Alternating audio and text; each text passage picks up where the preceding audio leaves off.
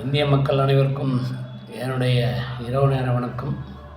இன்றைக்கி யூடியூப்பில் பார்த்துன்னு இருக்கும்போது மிஸ்டர் முகில் போராளி அவரை ஒரு லேடி பேட்டி காண்றாங்க. அதில் அவர் சொல்லின்னு இருக்கும்போது நம்மளுடைய தர்மஸ்தலா என்ற ஒரு புனிதமான இடத்தை பற்றி பேசும்போது தர்மஸ்தலா இல்லை கர்மசலா அப்படின்னு சொல்கிறார். சூப்பர் பேர் வச்சுருக்காரு.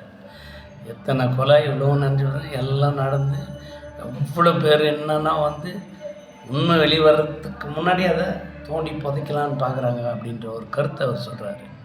ஆமாம், சிட்டே வேலை கொடுத்து வாங்கிட்டாங்கன்ற மாதிரிலாம் சொல்கிறது அர்த்தம். அது இவ்வளோக்கு எல்லா விஷயத்தை தோண்டி எல்லாம் எடுத்து எல்லாம் ஃபாரன்சிக் லேபரேட்டரி எல்லாருக்கும் போய் எல்லாம் செய்த பிறகும் ஒரு எவிடன்ஸ் கூட கிடைக்கலன்ற மாதிரி சொல்லி அங்கங்கே பெரிய ஒரு சங்கங்கள்லாம் இதுக்கு எதிராக போராடி தர்மஸ்தலாவுக்கு ஆதரவாக போராடி இந்த ஆளை அந்த பீமான்றவரை அரெஸ்ட் பண்ண வச்சாங்க. அதான் என்ன தொழிலாளிக்கு துப்புரவு தொழிலாளியை அரெஸ்ட் பண்ண வச்சது மட்டும் இல்லாமல் என்னென்ன நெருக்கடி கொடுக்க முடியும் அத்தனையும் கொடுத்து இன்னும் கொஞ்ச நாளில் அவர் முகில் சார் சொன்ன மாதிரி எல்லா கேஸும் ஊற்றி மூட போகிறாங்கன்றாரு.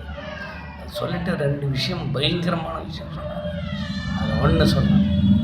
முதல்ல அந்த வீரேந்திர ஹெக்டே அவர் சம்மந்தப்பட்ட எல்லாத்தையும் சீல் வைக்கணுன்றார். 2வது அங்கே இருக்கிற கல்லூரிகள் காலேஜஸ் என்னென்ன இருக்கோ அது மொத்தத்தையும் சீல் வைக்கணும் அப்படின்னு சொல்கிறார்.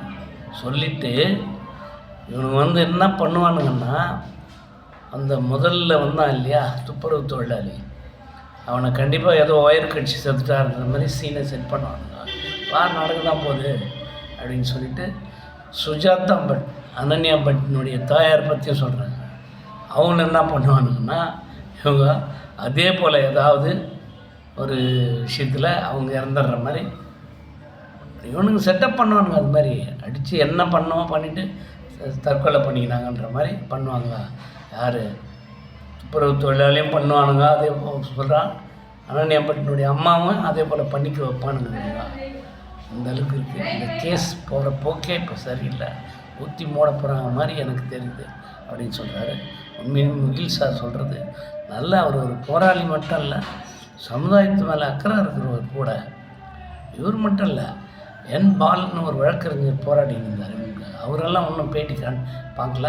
அதே போல் அசோக் குமார்னு ஒரு தம்பியும் இவங்களுக்காக, அதாவது துப்புரவு தொழிலாளர்கள் சம்மந்தப்பட்ட எல்லாம் பாதிக்கப்பட்டவங்களுக்கு சார்பாக ரொம்ப வாதாடி ரொம்ப பேசினாங்க. அவங்களுடைய விஷயம்லாம் என்ன ஆகுதுன்னு தெரில, பொறுத்துன்னு தான் பார்க்கணும். முகில் சார் சொன்ன மாதிரி தான் நடக்கும்.